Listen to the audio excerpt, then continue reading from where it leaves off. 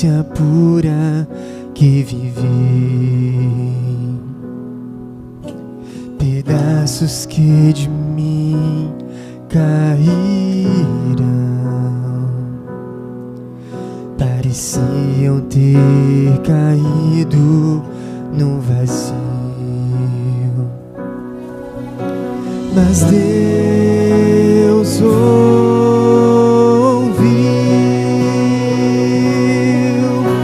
quando eu clamei, quando peguei.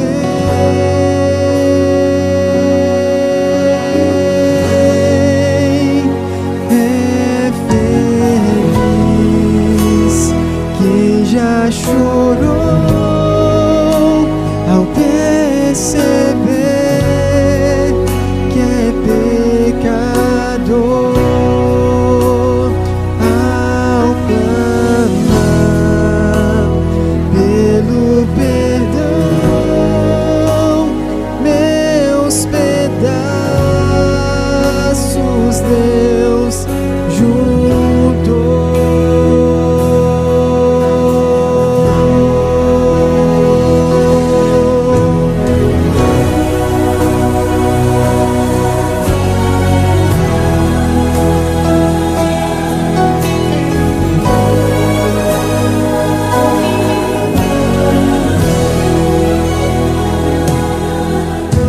Tão longe caminhei sem ter Deus, até o respeito próprio eu perdi, tentando procurar saídas, na mesma armadilha eu caí, mas Deus ouviu quando eu clamei, quando peguei.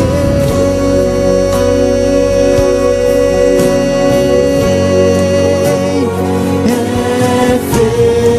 feliz quem já chorou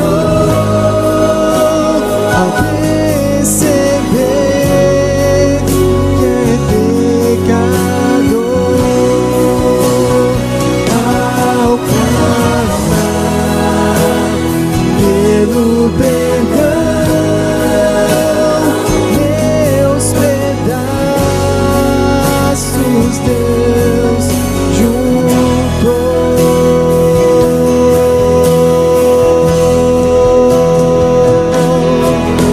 E a fórmula de vida que resiste à tentação é buscar sua palavra, se render em oração. Eu nem mesmo tenho forças pra enfrentar quem já perdeu. Minha armadura é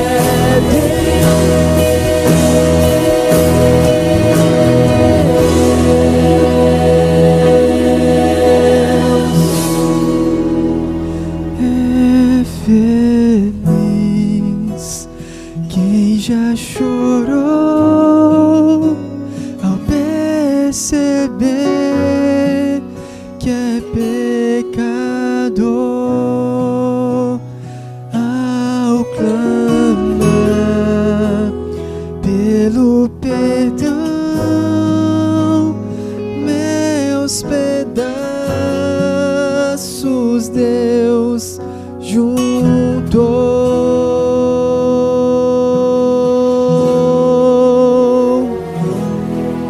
Amém.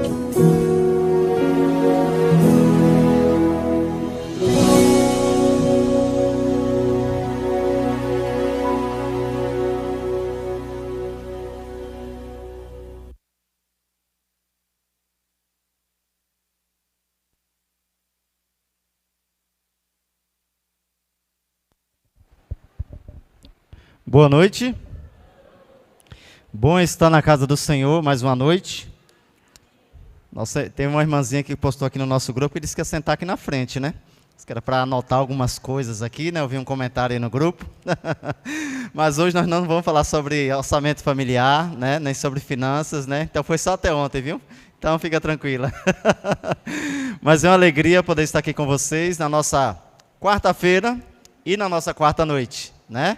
Tem sido para nós um privilégio todos os dias estar aqui falando a vocês e tem sido também de grande responsabilidade, de poder todos os dias aqui poder transmitir uma mensagem de relevância para a minha vida e também para a vida de cada um de vocês. Queremos agradecer aí aos irmãos que nos ajudaram aí a chegar nos nossos 50 inscritos no YouTube, né? Foi uma luta, né? Mas aí o YouTube ainda não liberou a gente, né? A gente tentou lá abrir lá, mas eles ainda estão empacando lá, estão pedindo... Estou quase pagando para eles poderem liberar lá, viu, Lindomar? Porque era uma exigência e agora já apareceu outra, né? Mas enfim, vai dar certo, viu? Lá no nosso canal lá, nós já estamos colocando algumas pregações, né? Inclusive tem uma pregação lá que nós tivemos a oportunidade de pregar na igreja de Aldeota, lá em Fortaleza. E aí uma mensagem muito boa e eu gostaria que você acompanhasse lá, uma mensagem bastante inspiradora que o Senhor colocou no nosso coração.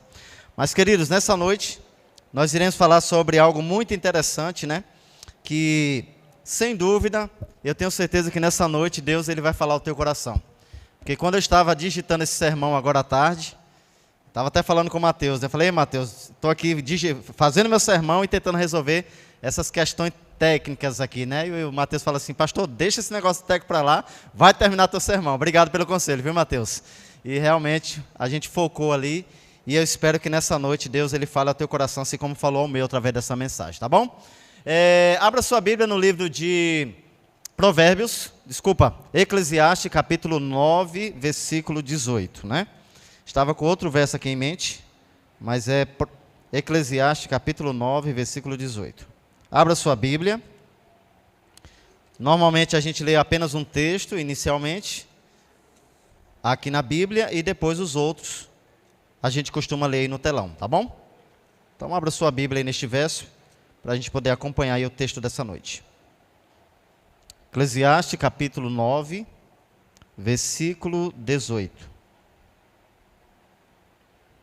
Amém? Vamos orar. Querido e maravilhoso Deus, nós queremos louvar o teu nome, Senhor, porque nessa noite o Senhor nos trouxe aqui em segurança, e em condições favoráveis para poder ouvir a Tua palavra. Pedimos ao Deus Espírito Santo que se faça presente em nosso meio. Que o Senhor use os meus lábios, também a minha mente, o meu coração, para transmitir as palavras que o Senhor colocar em mim, para que essas palavras sejam ditas pelo Senhor através de mim, mas que possa alcançar o coração dos irmãos que estão aqui nessa noite. Pedimos a Tua bênção sobre a palavra, queremos ler agora também, em nome de Jesus. Amém. Eclesiastes capítulo 9, verso 18, diz assim: melhor é a sabedoria do que as armas de guerra, mas um só pecador destrói muitas coisas boas. Tem um autor aqui, que eu achei muito interessante, e coloquei essa frase aqui para que a gente pudesse refletir no início do nosso sermão, que diz assim, ó: o que te fascina te guiará, por isso ore para que a única coisa que te fascine seja Deus e a sua glória.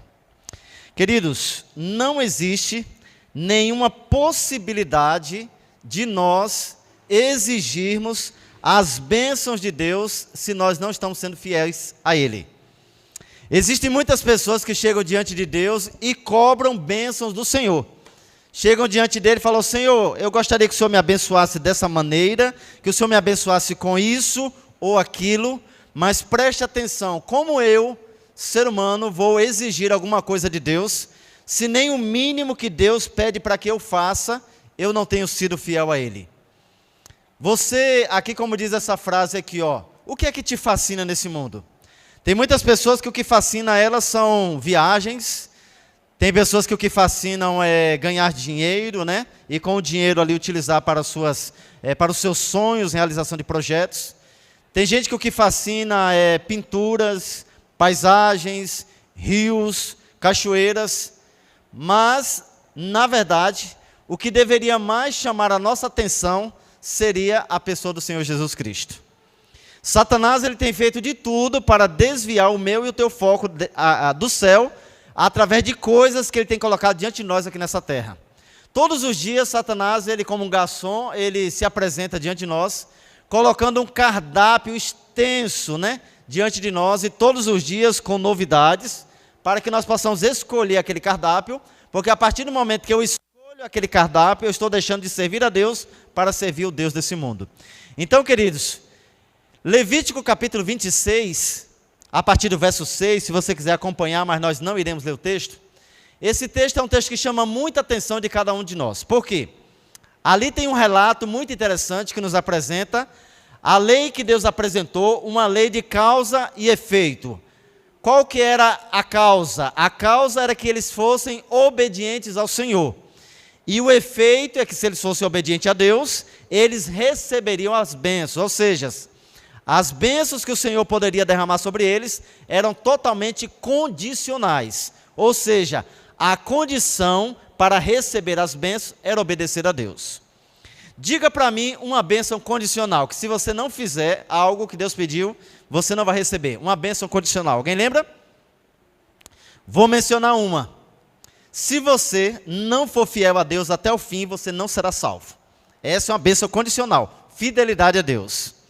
Os infiéis, eles não receberão a coroa de glória, a coroa de justiça. Que outra bênção condicional tem na Bíblia que se você não fizer, você não vai receber aquilo que Deus prometeu? Alguém lembra de mais alguma coisa? Olha só. Honrar pai e mãe, o único mandamento com promessa, não é verdade? Para que se prolongue os dias na terra que o Senhor teu Deus te dá. Mas olha só quais são as bênçãos condicionais que Deus apresentou para eles, se eles seguissem a Deus, obedecessem, e se eles não obedecessem, quais seriam as consequências. Ali apresenta algumas coisas, e eu procurei aqui enumerar, porque não vai dar tempo a gente ler o texto, são cerca de mais ou menos 14 a 15 versos, e eu procurei enumerar aqui as bênçãos e as maldições que cairiam sobre eles, caso eles não obedecessem a Deus. A primeira bênção que diz lá, vitória sobre os inimigos. Quando eu olho para essa condição que Deus colocou para o povo de Israel, que eles receberiam bênçãos somente se eles obedecessem a Deus, vencendo seus inimigos, eu pergunto para você, será que essa bênção também não é condicional? Para nós? Sim, ela também é condicional. Existe outra maneira de você vencer o inimigo, se não for através da presença de Deus? Se você não tiver com Deus, não tem como você vencer o inimigo. É uma bênção condicional também para os nossos dias. Outra bênção que apresentou, farei frutificar e multiplicar a tua terra, a tua descendência. Outra bênção, porei o meu tabernáculo no meio de vós, habitarei no meio de vós, andarei no meio de vós, vós serão meu povo e eu serei o seu Deus. Lembre-se, quem os tirou da escravidão? Eu tirei de vocês o jugo de vocês para vocês andarem ereto. Eu achei bem interessante essa expressão que Deus colocou nesse verso aqui, porque o jugo que o povo egípcio colocava sobre eles era tão grande que eles andavam encurvados. O peso era tão grande, a escravidão era tão pesada, que quando Deus os libertou, eles estavam andando o quê? Ereto. Agora veja, aqui diz qual é a maldição em virtude da desobediência a Deus. Primeiro, derrota diante dos seus inimigos. Deixou de obedecer a Deus, deixou de servir a Deus como Deus Todo-Poderoso, serão derrotados pelos inimigos. E a gente vê ali diversos momentos que o povo de Israel foi derrotado, principalmente pelo povo filisteu. Outra coisa que aconteceria, castigarei 7 vezes por causa dos seus pecados. Farei com que o céu seja como ferro e a terra seja como cobre. A terra dura, o chão seco, não vai produzir nada. Pode até plantar, mas não vai produzir nada. As árvores da terra não darão seu fruto. Trarei praga 7 vezes por causa dos seus pecados. Serão entregues aos inimigos e a sua terra será atingida por praga. E reduzirei sua cidade ao deserto. Será que vale a pena, quando você olha para o lado da bênção e você olha para o lado da maldição, será que vale a pena ser infiel a Deus? Não vale a pena, irmãos. quando o povo de Deus desobedecia a Deus no passado, a maldição ela era instantaneamente lançada sobre eles. A maldição era instantaneamente lançada sobre aqueles que estavam desobedecendo a Deus. Em nossos dias, as coisas são totalmente diferentes. Quando a pessoa não devolve o dízimo, ela continua com o emprego e continua recebendo salário. Quando a pessoa não cuida do corpo, ela continua tendo saúde por uns bons e longos anos. E lá, talvez quando tiver velhinho, é que começa a ter as doenças. A pessoa infiel dentro do casamento abandona a família e constrói outra família. E não recebe, às vezes, castigo por isso. Então veja, os nossos dias, Deus, não é que nos dias do povo de Israel, Deus não era misericordioso, Ele é. Mas em nossos dias, a misericórdia do Senhor tem sido ainda maior para com aqueles que não têm sido embaixadores de Deus aqui nessa terra. Deus chama eu e você para representarmos o seu reino nessa terra, para sermos embaixadores. Mas o que nós estamos fazendo? Será que de fato nós estamos representando Deus através das nossas ações? Veja, Deus não quer somente te abençoar, queridos. Deus quer te salvar. Deus ele não só quer derramar bênçãos financeiras sobre a sua família. Deus não quer somente derramar bênçãos sobre saúde. Deus não quer somente abençoar o teu casamento, a educação dos teus filhos, para que os teus filhos permaneçam na igreja. Acima de tudo isso, Deus ele quer levar você para o céu. Deus quer levar você para morar na eternidade. Por isso que a obediência, ela não nos levará para o céu. O que vai levar a gente para o céu é o resultado do nosso relacionamento com Jesus. E o resultado do relacionamento com Jesus é obedecer a Ele. Porque não seria incoerente, não sei se você concorda comigo, como Deus vai derramar bênçãos sobre pessoas que não estão guardando a sua palavra nem seguindo a sua lei.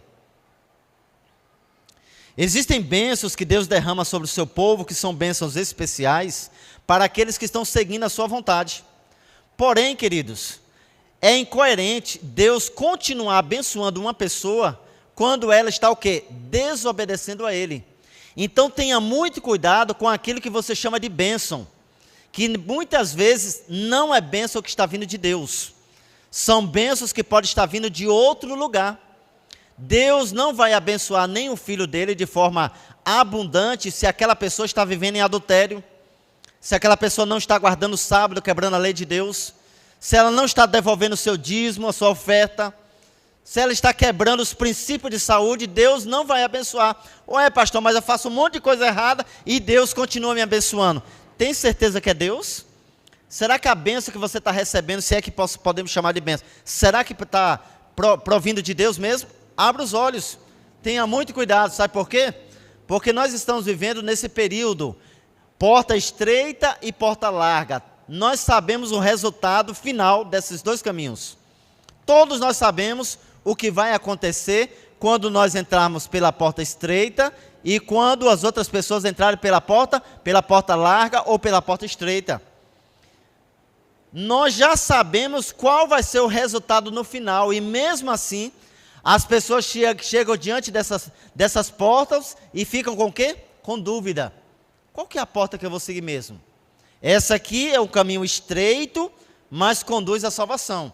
Essa aqui é a porta larga, mas conduz à perdição. Para onde é que eu vou? E você percebe que tem muitas pessoas que estão entrando mais pela porta larga, porque é o caminho mais fácil, porque não precisa de obediência, não precisa de propósito, não precisa de renúncia, não precisa de entrega, simplesmente é só andar nessa porta. Então veja, aqui tem um texto que eu coloquei assim, ó. Se o que você espera de Deus, se o que você espera pode te levar à perdição, é melhor que você não receba, mas que você entre no céu. Se o que você está esperando, uma bênção tão grandiosa, porque Deus conhece o presente e o futuro. Se o que você está esperando, Deus sabe que vai levar você a perder a sua salvação, é melhor que você não receba essa bênção. É melhor que você fique sem ela, se essa bênção tirar você do céu. Eu conheço algumas pessoas que quanto mais ela prospera, menos ela é fiel a Deus. Quanto mais ela ganha, mais ela retém, mais ela é infiel. Isso é um problema muito sério. Em um dos lugares que eu passei por aí, em uma das reformas da igreja, dessa igreja, nós reunimos lá, receberam uma subvenção da associação para dar continuidade à obra, só que o dinheiro não deu. E a igreja também, o que estava entrando ali através de doações também era muito pouco. E aí um dos líderes, sabe qual foi a ideia mirabolante que ele teve? Ele resolveu cancelar o dízimo dele e o dízimo dele utilizar na construção. Olha que erro a pessoa estava cometendo. Ele deixou de ser infiel a Deus e pegou o dízimo dele e investiu na construção da igreja. Está totalmente errado, irmãos. Não podemos fazer isso. Você está desviando o dinheiro que Deus destinou para uma finalidade e colocando para a finalidade que você quer, que você deseja. As coisas não é do jeito que eu quero, é do jeito que Deus quer, irmãos. Não brinque de ser crente ou cristão, porque Satanás não está brincando de ser diabo. Tem muita gente aí que está ali, no vale da perdição. Tem muita gente que está lá no precipício, lá brincando com a morte, brincando com o pecado, e esperando que mesmo caindo naquele precipício, Deus irá tirar de lá. Às vezes pode dar tempo, mas às vezes o tombo é tão grande que às vezes não dá tempo e você pode morrer e perder a sua salvação. Tem muita gente que está no limiar da salvação, está na linha do limite. Deus fala, não avança, e ele está ali, ele bota o pezinho lá e tira, ele bota o pezinho lá e tira. Fica brincando com o pecado, e nós não podemos brincar com o pecado, queridos. Nós precisamos nos converter dos nossos maus caminhos. Nós precisamos entregar a nossa vida completamente ao Senhor. Nós precisamos suplicar a Deus que até pecado que nós cometemos e que nós não percebemos que é pecado, pedir a Deus para dar uma visão sobre isso. Você sabia que existem pecados na sua vida que ainda está no livro de registro, porque você ainda não pediu perdão por ele? Você sabia que existem pecados esquecidos da sua trajetória que você não pediu perdão para Deus e está lá registrado e não pode estar lá? Peça para Deus mostrar. Peça para Deus dar a percepção através do Espírito Santo para que alguma coisa lá do passado que você não pediu perdão, que você peça hoje, para que seja riscado do livro de registro e para que quando Cristo voltar, você possa não ser achado em falta. Então não brinque com a sua fé, não brinque de ser cristão. A Bíblia ela apresenta várias histórias que mostram que a escolha de uma pessoa, a falta de sabedoria desta pessoa, desse chefe de família, levou uma família a correr o risco de perder a sua salvação ou comprometeu pelo menos a vida de uma pessoa. Eu quero contar para vocês hoje a história de Ló.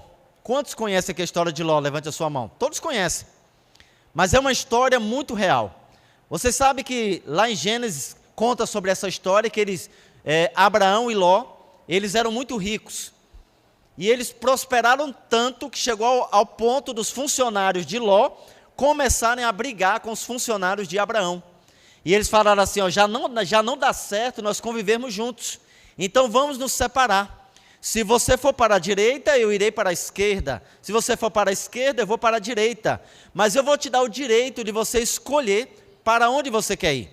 Embora ele fosse o mais novo, porque ele era sobrinho de Abraão, embora fosse mais novo, mas Abraão deu oportunidade.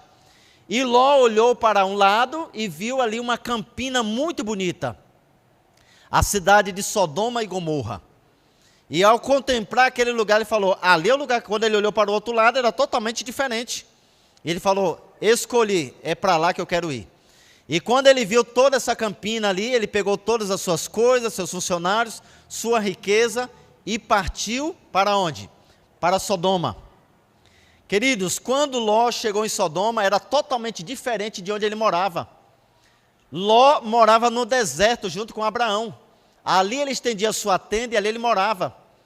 Eu imagino que se fosse nos dias de hoje, Ló quando chegou em Sodoma, ele encontrou shopping center.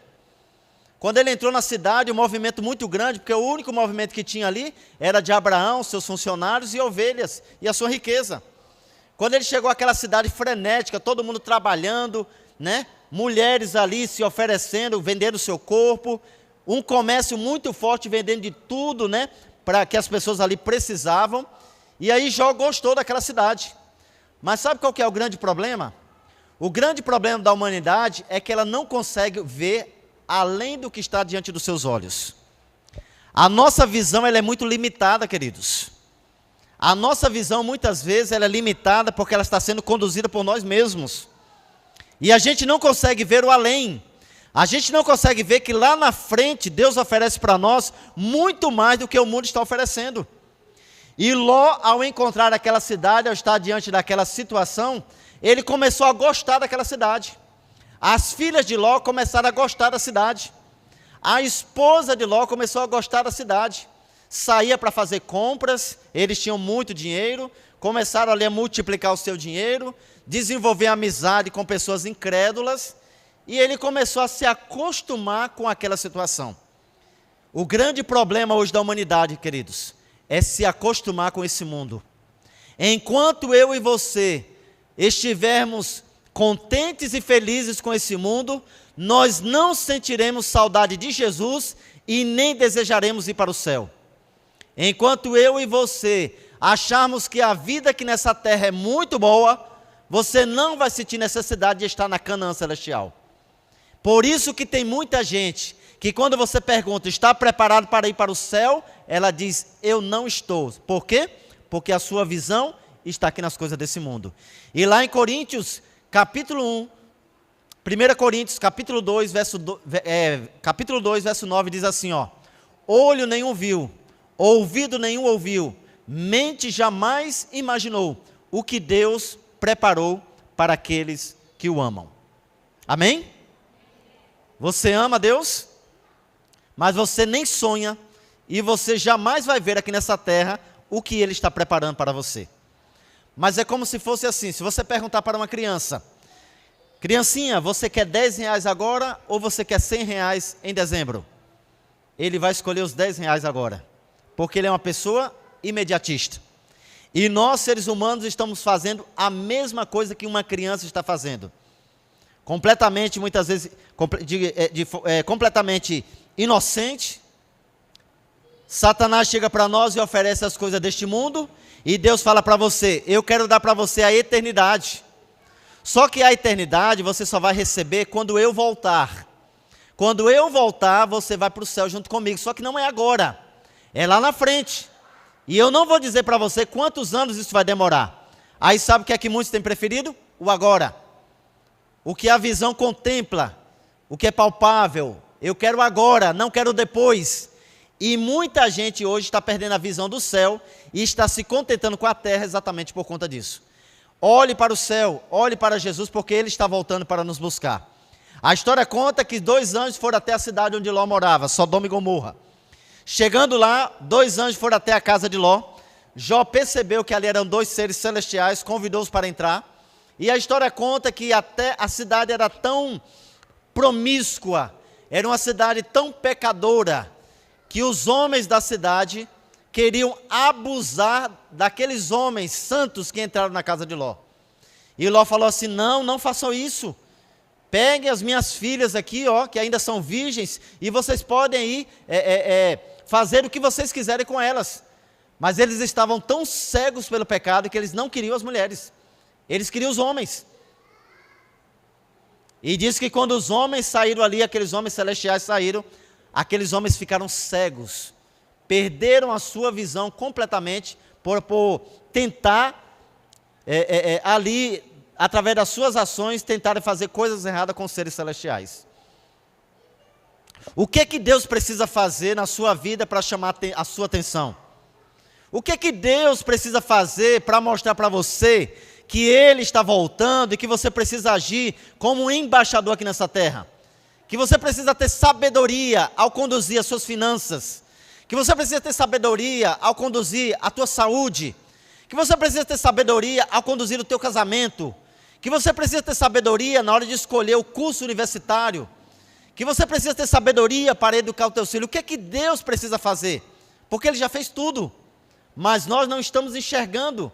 Muitas vezes nós estamos cegos diante das coisas celestiais.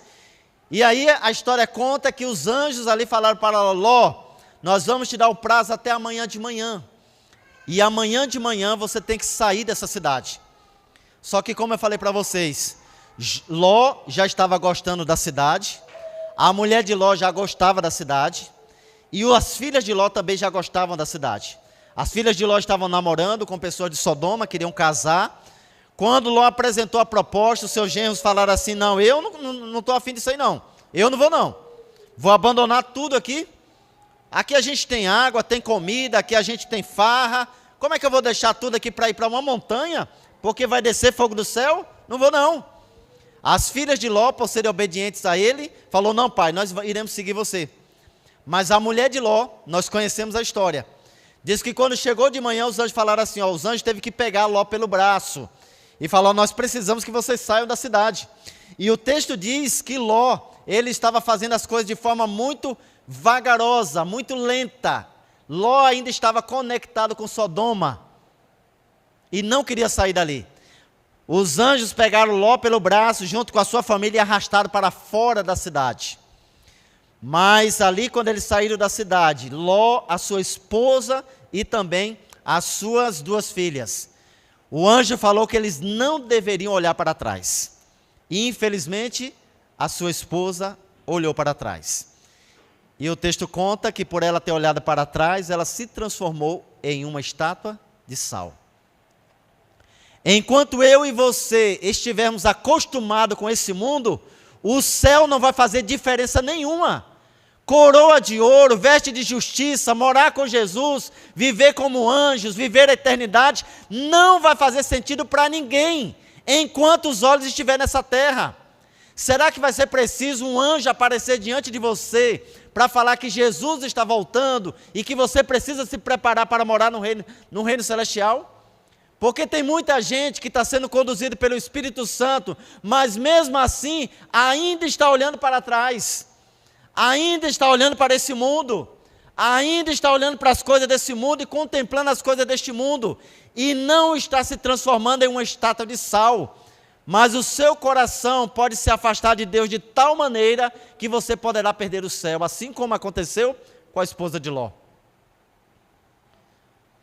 Um pensador diz assim, quem não tem tempo a perder para Deus, perde seu tempo. A maioria das pessoas dizem, sabe o que hoje? Não tenho tempo. Irmão, por que você não fez a lição da escola sabatina? Porque eu não tive tempo. Irmão, por que você não leu a Bíblia? Porque eu não tive tempo. Irmão, por que você não veio para a semana de oração? Porque não tive tempo. Irmão, por que você não sai para dar estudo bíblico? Porque não tenho tempo.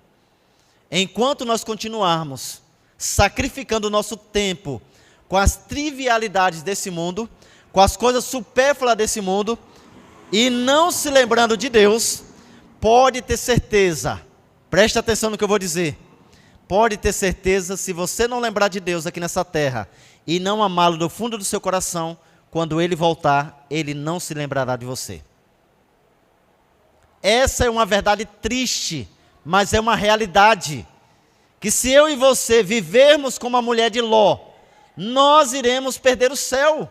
Essa é uma realidade, não tem como a gente fugir dela. A questão não é falta de tempo, queridos, é a falta de interesse. É a falta de interesse pelas coisas de Deus. É a falta de interesse para estudar a Bíblia. É a falta de interesse para passar tempo em oração. É a falta de interesse para poder sentar e fazer um orçamento familiar. É a falta de interesse, a falta de propósito que está levando as pessoas à falência, ao declínio espiritual, ao declínio moral. É justamente a falta de quê? De interesse, de propósito pelas coisas de Deus. Enquanto os nossos olhos estiverem nas coisas deste mundo, a gente não vai ter interesse pelas coisas de Deus. As coisas deste mundo parece que está chamando mais a atenção das pessoas do que as coisas de Deus. E tenha muito cuidado, avalie a si mesmo. Não olhe para fulano, nem para ciclano, ou como fulano poderia estar aqui para ouvir. Essa mensagem é para você. É para você que veio aqui essa noite. Não é para fulano que não veio. Se ele não veio, é um problema dele. Por motivo justo ou não, é um problema dele. Mas você veio, e se você veio, a mensagem é para mim. A mensagem é para você nessa noite. Que nós precisamos voltar os nossos olhos para Deus. Que nós precisamos olhar para Deus como autor e consumador de nossa fé.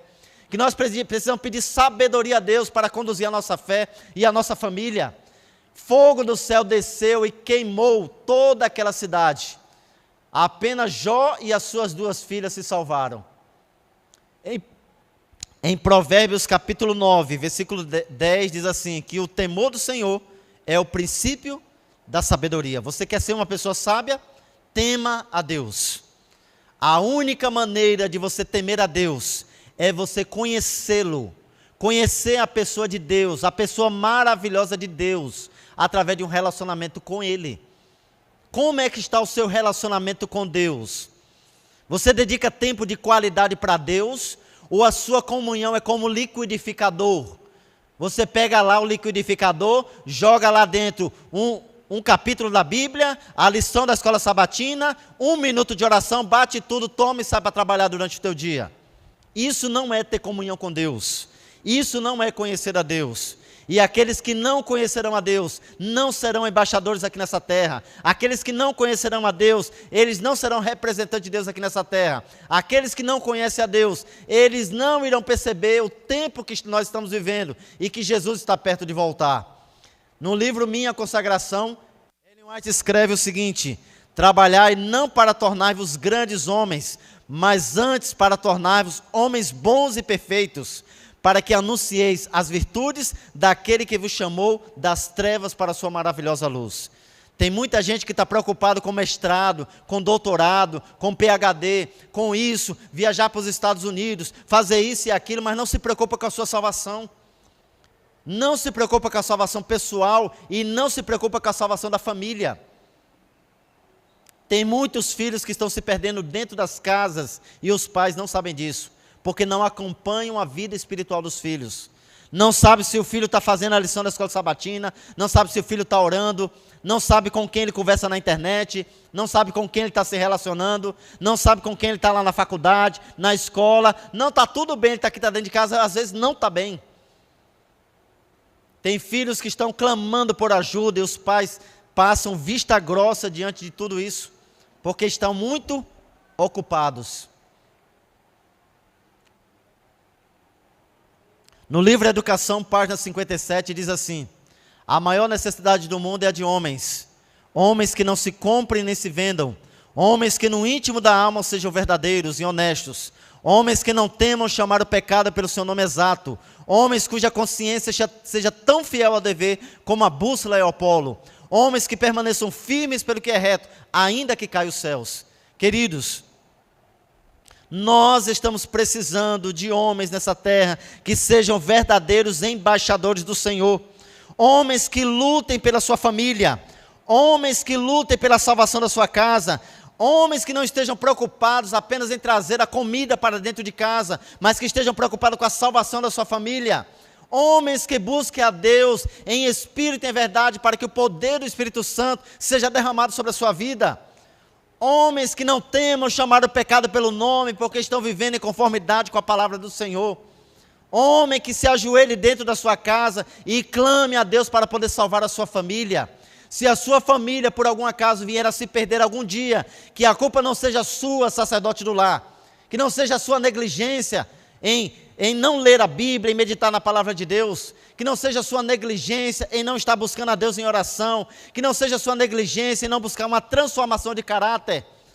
Mas que você um dia chegue no céu e tenha plena consciência de dizer: Senhor, eu fiz tudo o que estava ao meu alcance. O Senhor viu que eu fiz tudo o que eu podia. Mas infelizmente eles escolheram Sodoma. Infelizmente eles escolheram Sodoma e Gomorra. Oxalá, meus amigos, que nessa noite, que você ore para que nenhum da sua casa se perca. Para que todos naquele grande dia, você possa dizer para o Senhor: Senhor, muito obrigado, foi difícil, foi angustiante, parece que em alguns momentos a gente parece que ia desistir. Um estava indo para uma direção, outro estava indo para outra, perdemos o foco, o Senhor aliou o nosso foco, e agora nós estamos aqui não somente para contemplar o Senhor, mas nós estamos aqui para morar com o Senhor na eternidade. Queridos, a mulher de Ló, ela se perdeu. Grande culpa foi por causa de Ló. É claro que ela tomou a sua escolha, mas quem era o chefe da família? Era Ló. Você acha que Ló não percebeu que o mundanismo estava entrando na sua família? Você acha que Ló não percebeu que a sua esposa estava gostando mais de Gomorra do que o Deus de Israel? Você acha que Ló não sabia que as suas filhas estavam namorando com pessoas que faziam parte daquela cidade, que eram pessoas ímpias, e mesmo assim ele permitiu o namoro das suas filhas? Ele sabia disso. O problema não é saber, o problema é a gente saber e não corrigir. Se ele tivesse tomado a decisão e tivesse saído de Sodoma, antes de o anjo ir lá visitá-lo, a sua família, toda a sua família tinha sido salva. O grande problema é que a gente está vivendo em uma sociedade completamente frouxa. Homens e mulheres que têm medo, muitas vezes, de educar o seu filho, de repreender o seu filho, de disciplinar o seu filho de acordo com esse livro sagrado. E estão educando os filhos em conformidade com este mundo. Enquanto você estiver colocando a educação do mundo dentro da sua casa, na vida dos seus filhos, pode ter certeza que os seus filhos não irão sonhar com a eternidade. E você correrá um sério risco de perdê-los. Queridos, nessa noite eu faço um apelo ao teu coração. Ló poderia ter evitado, talvez, ele poderia ter evitado a perdição da sua esposa, se ele tivesse tomado uma decisão. Era a decisão de ter abandonado aquela cidade. A Bíblia fala assim, que não adianta, queridos, a gente ganhar o mundo inteiro e perdermos a nossa alma.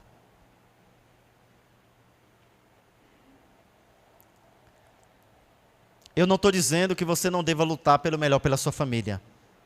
Eu não estou dizendo que você não deva lutar pelo melhor para você. Por uma formação melhor, por um salário melhor, por uma qualidade de vida melhor, morar melhor, ter um carro melhor, viajar, curtir com a sua família. Eu não estou dizendo isso. O que eu estou dizendo, queridos, é que essas coisas têm ocupado o lugar de Deus. Você já reparou quanto tempo nós gastamos em busca do sucesso deste mundo? Quanto tempo nós gastamos e nos desgastamos para cada dia mais ganhar mais e obter mais? E lá, quando nós vamos à presença de Deus, nós oferecemos as migalhas da nossa vida para o Senhor. Poucos minutos em oração, poucos minutos diante da palavra do Senhor, frequência à igreja, às vezes só no sábado. Como é que a gente vai ter uma vida diferente se nós não fizermos coisas diferentes? Se você quer ter uma vida diferente, não continue fazendo a mesma coisa. Se você quer ter uma vida de oração diferente, comece a fazer coisas diferentes. Se você quer que a palavra de Deus ela fale profundamente ao seu coração, dedique tempo para estudar a palavra e para meditar nela. Se você quer ver as coisas acontecerem na sua vida, comece a fazer algo diferente. Porque se você continuar fazendo a mesma coisa, você vai continuar vivendo do mesmo jeito. Queridos, nessa noite eu quero fazer um apelo ao teu coração. Nós acabamos de ler em Provérbios, que diz que o temor do Senhor é o princípio da sabedoria. Todo sucesso na vida do homem reside na pessoa do Senhor Jesus Cristo. Se você tiver Jesus como prioridade na sua vida, Ele vai abençoar a tua empresa, Ele vai abençoar a tua profissão, Ele vai abençoar os teus recursos, Ele vai abençoar a tua saúde, Ele vai abençoar o teu casamento, Ele vai abençoar a educação dos teus filhos. Sabe por quê? Porque você está colocando Deus em primeiro lugar. E nessa noite eu quero fazer um apelo diferente. Todas as noites eu peço para você levantar a mão, ficar em pé. Mas, queridos, enquanto eu estava fazendo essa mensagem, agora à tarde, digitando essa mensagem, transformando ela em slide, resumindo, para colocar aqui para vocês. O primeiro a ser impactado com essa mensagem fui eu, porque eu sei que eu preciso melhorar minha comunhão com Deus. E tenho me esforçado para isso, tenho acordado mais cedo, tenho passado mais tempo lendo a Bíblia, tenho conversado com Deus nos meus momentos que eu estou realizando as minhas atividades durante o dia. Converso com Deus quando eu estou na igreja, cantando louvor, vou falando com Deus. Antes de pregar, eu pedindo a Deus para que Deus me use, para que essa mensagem chegue até o seu coração. Mas nada disso, meus amigos, vale. Porque essa mensagem ela não foi feita somente para mim, ela foi feita para você também. E nessa noite eu quero perguntar para você. Eu estou aqui à frente como a primeira pessoa que está aceitando a mensagem de Deus nessa noite. Que é a mensagem de que eu preciso parar de olhar para as coisas deste mundo e começar a olhar mais para o céu. Eu tenho que parar de gastar as minhas energias tanto com as coisas deste mundo e gastar mais as minhas energias na presença de Deus. Para que quando Ele voltar, Ele vai olhar para mim e para minha família e dizer assim, ó, servos bons e fiel. Foste fiel num pouco, sobre o muito eu te colocarei. Entra no gozo do meu Senhor. Mas eu sei que essa maravilhosa bênção, ela não está reservada somente para mim, ela está reservada também para você. E eu gostaria de saber nessa noite, tem alguém que assim como eu foi impactado por essa mensagem de que nós precisamos ser verdadeiros sacerdotes e sacerdotisas do lar, cuidar da nossa vida espiritual, buscar a sabedoria do céu para que a gente possa realmente viver nessa terra com os pés na terra, mas com os olhos no céu. Tem alguém que gostaria de se levantar e vir aqui à frente para que a gente possa orar por você? Eu vou orar por mim, mas eu quero orar também por você, colocando a sua vida, a vida da sua família nas mãos do Senhor. E pedindo a Deus, Senhor, nos ajude. Porque sozinho a gente não consegue. Sozinho a gente não consegue alcançar a vitória sobre toda e qualquer situação da nossa vida. Mas em Deus, nós somos mais que vencedores. Deus quer te dar a vitória sobre todas as coisas que permeiam a sua vida. Deus quer dar a vitória a você sobre toda a dificuldade que está afetando a sua família. Eu não sei se a dificuldade está afetando a sua casa, é a mornidão, mas Deus quer o quê? Fortalecer e quer animar todos da sua casa. Mas tem que começar por alguém, e talvez esse alguém é você. Eu não sei se nessa noite eu estou falando para alguém que está sofrendo com problemas relacionados à saúde mental, e Deus está falando assim, ó, filho, confia em mim, coloca a sua mente nas minhas mãos, coloque os seus anseios, coloque as suas preocupações em minhas mãos, coloca o fardo que está pesado sobre você, sobre mim, porque eu vou carregar o teu fardo, e o teu fardo vai ficar leve, porque eu vou carregar o teu fardo, e o meu fardo eu vou dar para você. Talvez nessa noite esteja falando para alguém que está sofrendo por um problema de saúde física, e já não sabe o que fazer, já melhorou a alimentação, está fazendo atividade física, mas as coisas não melhoram. E nessa noite Deus está dizendo para você, filho, tem paciência, eu estou cuidando, eu vou te abençoar. E se você não tiver a saúde plena aqui, quando eu voltar, eu vou restaurar completamente a tua saúde. Feche seus olhos e nós vamos orar nesse momento. Querido e bondoso Deus, muito obrigado, Senhor, porque a tua palavra, ela nunca volta vazia. A tua palavra, Senhor, ela é como semente lançada ao solo do nosso coração. Mas nós queremos nessa noite, Senhor, que o Senhor torne o coração da gente como um solo fértil, para que essa semente ela venha frutificar e que ela venha produzir frutos para que outras pessoas possam se deleitar desses frutos que a nossa vida em Cristo produzirá.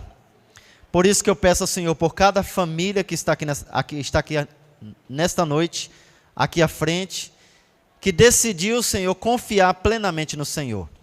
Nós queremos colocar a nossa família, a nossa saúde física, mental, espiritual, queremos colocar também a nossa vida financeira, mas Senhor, por favor, se em algum momento a gente desviar a nossa rota, se em algum momento nós tirarmos os olhos de Ti, que o Espírito Santo fortemente, Senhor, venha nos persuadir para a gente poder voltar para o caminho do Senhor.